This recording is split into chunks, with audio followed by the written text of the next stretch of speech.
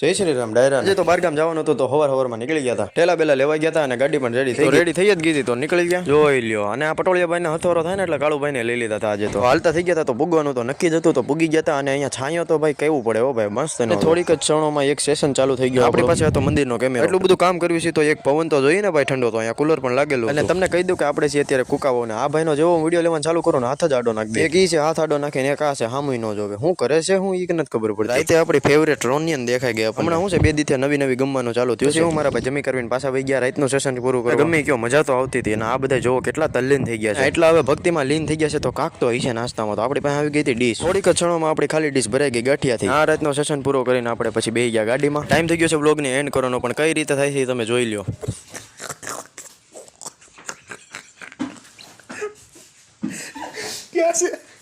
સારું હાલો આજ માટે એટલું રાખવી સારું લાગ્યું તો લાઈક ચેનલ સબસ્ક્રાઈબ કરજો મળતો નવો વ્લોગમાં જય હિન્દ જય ભારત।